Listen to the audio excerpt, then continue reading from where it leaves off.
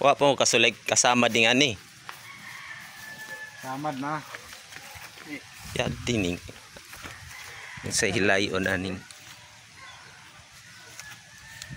Kaigo. Good morning po. Share ko lang po yung driver dito ngayon na sobrang nakakahanga. Pinapasok talaga niya dito malapit sa amin yung chariot. Yung daanan namin dito napakasikip. Sa naaalala ko, 1 metro at kalahati lang po yung lapad nito.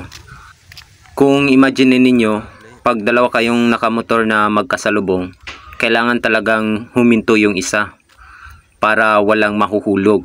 Ganyan po kasikip. Pero sa driver na to, parang wala lang sa kanya. So tignan natin mamaya kung paano niya pinadaan dito yung chariot niya. May binili kasi tayo at pinahatid na rin natin. Pero di ko inakala na ipapasok talaga niya dito malapit sa amin na.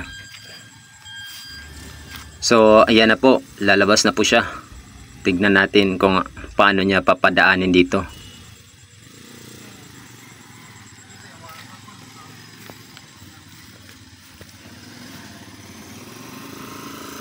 Tay.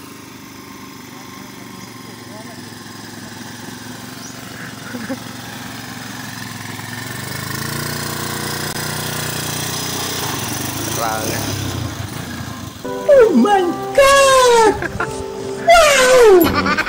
O ayan po, kita nyo. Kunti lang yung clearance sa mga gulong. Pag nagkamali, siguradong taob talaga yung sasakyan. Mababaon talaga sa putikan. Mahirap pa naman yung ipaakyat pabalik. Kung makikita nyo sa unahan, merong malaking puno doon ng akasya. Dapat doon lang sana ilalagay yung mga nabili natin. Pero pinapasok niya talaga. At dito na nilagay sa malapit sa bahay namin.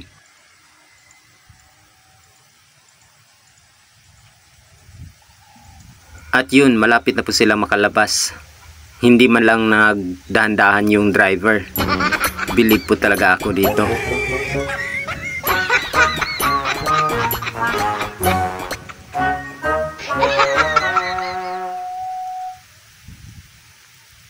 And guys, successful po.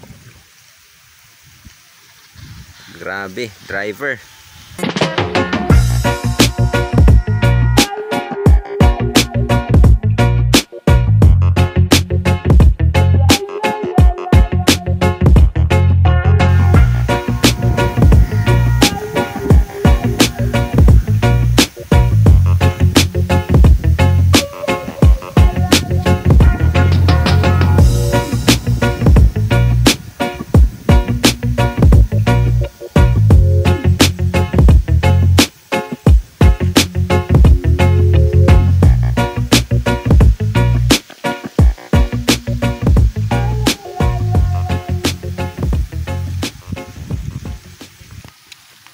So, ayan, balik na po tayo. Nagpa-deliver po tayo ng nasa Tagalog yung scene.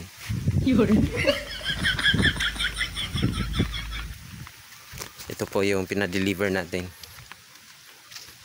Ayan. So, kukunin na po natin.